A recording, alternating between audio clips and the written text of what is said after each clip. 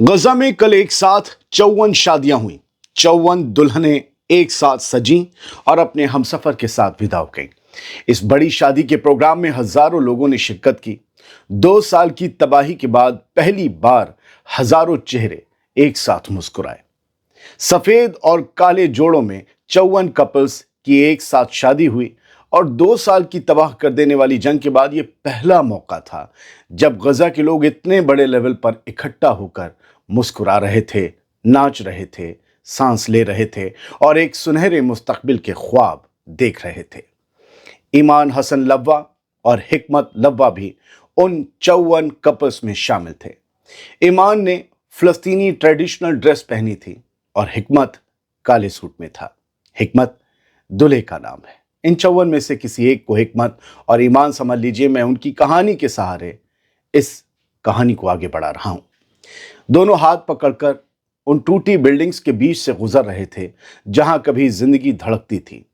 वो कहते हैं हम नई जिंदगी शुरू कर रहे हैं। खुदा करे ये जंग अब हमेशा के लिए खत्म हो जाए। 10 अक्टूबर से जारी इस नाजुक सीज़फायर के बाद गजा में शादियां वापस शुरू हुई हैं, लेकिन पहले वाली शान शौकत अब सिर्फ यादें हैं। एक तरफ नए जोड़ों के लिए स्टेज सजा था जहां वो बैठे थे, तो दूसरी तरफ उनके सामने तबाह हुई इमारतों का मलबा नजर आ रहा था। लेकिन एक चीज थी जो इसराइल और उसकी मचाई हर तबाही पर भारी थी।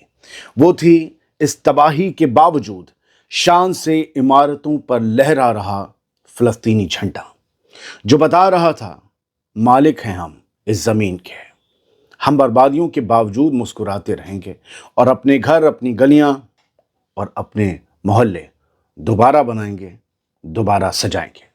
गजा के खान यूनिस शहर में एक साथ कल 54 शादियों के इस बड़े प्रोग्राम में आई भीड़ फलस्तीनी झंडे लहरा रही थी।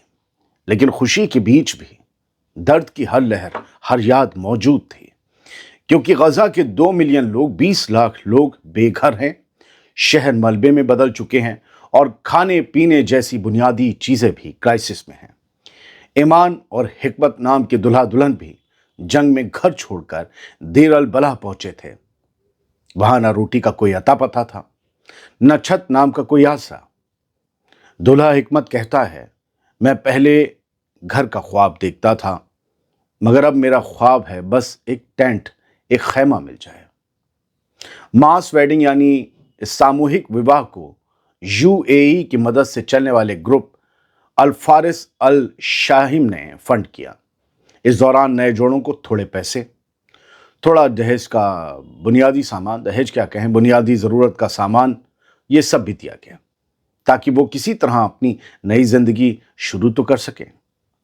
फलस्तीनी शादियां हमेशा से बड़ी रंगीन होती थीं, जिसमें कई दिनों तक जश्न चलता था। लेकिन इन खंडहरों के बीच ये सब सादगी से हुआ। कुछ ही घंटों में जश्न खत्म हो गया। हाँ, लेकिन ये 54 शादियां सिर्फ एक रस्म नहीं थीं, ये जिंदा रहने का ऐलान थी। हर शादी के साथ, हर निकाह के साथ नई जिंदगी आएगी। यही फलस्तीनियों की सबसे बड़ी मजबूती है। 2 दिसंबर को गाड़ियों का एक लंबा काफिला बर्बाद इमारतों के बीच से गुजरा। नए जोड़े झंडे लहरा रहे थे, उनके आसपास लोग डांस कर रहे थे, स्पीकर्स पर आवाजें गूंज रही थीं, गाने बज रहे थे, मानो मलबे में भी जिंदगी का रंग वापस उतर आया हो।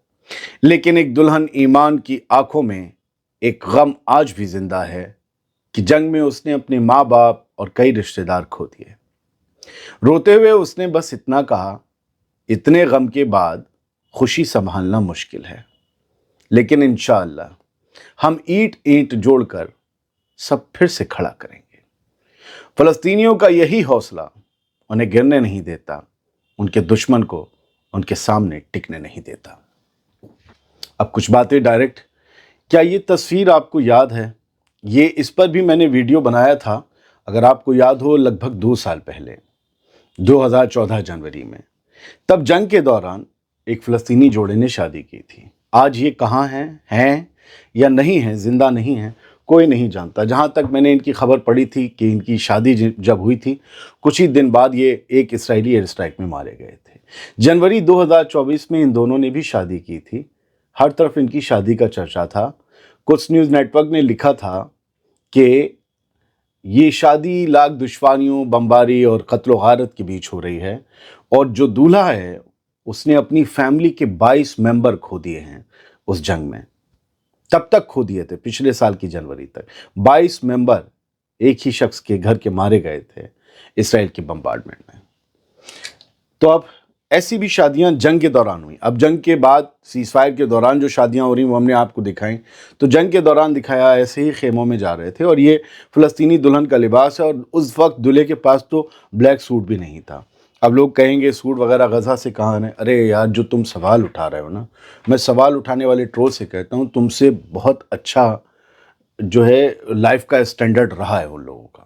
ان کو جا کے پیچھے پڑھو، بہت اچھے سے وہ جیتے رہتے تھے. یہ سستے سوال جو کرتے ہیں ان سے کہہ رہا ہوں، بس 1-8% لوگ ہیں.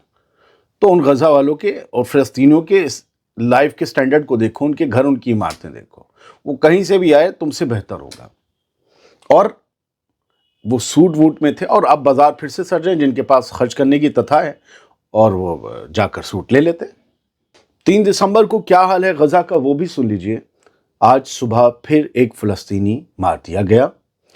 اسرائیلی آرمی نے گن فائر میں اس کی جان لے لی. سو کالڈ جو یلو لائن ہے الزیتون میں، غزہ سٹی کے پاس. یلو لائن تو بہت لمبی ہے نا، پوری ہے اسٹرپ پہ. تو الزیتون میں جو علاقہ ہے یلو لائن کا، وہاں پر وہ یلو لائن کے پاس شخص جا رہا تھا، اس کو گولی مار دی. اب اسرائیل کی طرف سے ورژن یہی آئے گا کہ وہ بریچ کر رہے تھے، ہماری سیکیورٹی کے لیے خطرہ بن رہا تھا، اندر گھسنے کی کوشش کر، ہم نے گولی مار دی. یہ سب ہو رہا ہے. میڈیکل سورسز نے یہ بتایا. ابھی جسٹ بریک ہوئی ہے 3 دسمبر میں دوپہر 1:20 پر خبر. فلسطین کی حمایت کرنے والوں کو کیا نقصان اٹھانے پڑتے ہیں، اگر آپ کو وہ جاننا ہو تو آپ فرانسسکا البنیز کو پڑھنا شروع کر دیجئے. انہوں نے خود یہ نقصان اٹھائے ہیں. میں بھلے کچھ بھی کہہ لوں، لیکن میں کمرے میں بیٹھ کر کچھ بول لوں گا، کوئی فائدہ نہیں ہے زبان لپ لپ ہلانے سے. یہ وہ لوگ ہیں جو نقصان بھی جھیل رہے ہیں، جو سپورٹ بھی کر رہے ہیں، اور حقیقت میں سب کچھ سہ بھی رہے ہیں. فرانسسکا البنیز کوئی عام عورت نہیں ہے. یہ یونائٹڈ نیشن کی اسپیشل رپورٹر ہیں.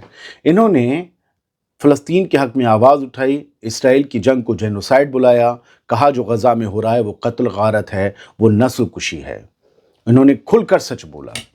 یو این کا حصہ ہونے کے بعد لوگ یو این کو بھی گالی دیتے ہیں، تو آپ فرانسسکا کو دیکھیں. کچھ یہ جو میسج آ جاتے ہیں نا فون میں، اسے پڑھنا چھوڑ دیجئے، اپنے آپ پڑھنا شروع کیجئے. ٹھیک ہے؟ ہر جگہ دونوں طرح کے لوگ ہوتے ہیں. آپ کے گھر میں بھی ہوں گے، میرے گھر میں بھی ہوں گے. تو یو این پورا ایسا نہیں ہے. یو این کی یہ جو اسپیشل رپورٹر ہیں، رپورٹر نہیں ہیں، وہ مائک لے کے ہلو ایک عہدیدار ہے. تو انہوں نے البنیز نے فلسطین کا ساتھ دیا. امریکہ نے ان کے اوپر پابندیاں لگا دی. ڈونلڈ ٹرمپ نے ان کو بری طریقے سے ستایا گیا. اب ان کے ساتھ کیا ہوگا؟ ان کا پرائیویٹ میڈیکل انشورنس ریفیوز کر دیا گیا. اگر یہ اسپتال میں بھرتی ہوئی ہوں گی یا کچھ علاج کروانے گئی ہوں گی، تو ان کا پرائیویٹ میڈیکل انشورنس ریفیوز کر دیا گیا کہ نہیں، آپ انشورڈ نہیں ہو اب، اور آپ کو ریمبرسمنٹ نہیں ملے گا، آپ کو فری ٹریٹمنٹ نہیں ملے گا، آپ کو پیسے چکانے ہوں گے. کیوں؟ کیونکہ یہ کہا جا رہا ہے کوسن نیٹ ورک کی وجہ سے کہ امریکہ نے ان پر پابندیاں لگا رکھی ہیں، اس لیے یہ ریزن دے کر ان کا میڈیکل انشورنس ختم. اب ایک پروگرام میں انہیں بلایا گیا، یورپی یونین پارلیمنٹ نے انہیں انوائٹ کیا بات چیت کے لیے ایک پروگرام میں، یورپی یونین پارلیمنٹ نے. اور پھر ان کے لیے کمرہ بک کیا گیا، اور پھر اس کمرے کو کینسل کر دیا گیا. جب وجہ پوچھی گئی تو پتہ یہ چلا ان کا نام دکھ گیا لسٹ میں. یہ اس وقت سب سے چرچت فیمس عورتوں میں سے ہیں دنیا کی، اور خاص طور سے ان مضبوط آوازوں میں سے جیسے گریٹا تھنبرگ، فرانسسکا البنیز، یہ ویسی ہیں فرانسسکا. تو یہ جو ہے ان کا کمرہ بھی کینسل ہو گیا. ان کا نام دیکھ کے ان کا میڈیکل انشورنس جو ہے وہ سسپینڈ ہو گیا کہ انہیں نہیں ملے گا.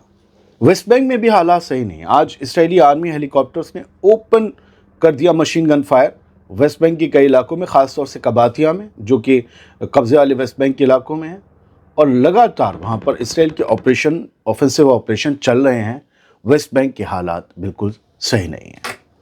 بہت بہت شکریہ. تصویروں کے سہارے اور کچھ تازہ اپڈیٹس کے سہارے کوشش یہ کی کہ ایمانداری سے آپ کے سامنے ایک سٹوری رکھ سکوں. اگر پسند آئی ہو تو شیئر کیجیے گا. سلامت رہیے، خوش رہیے.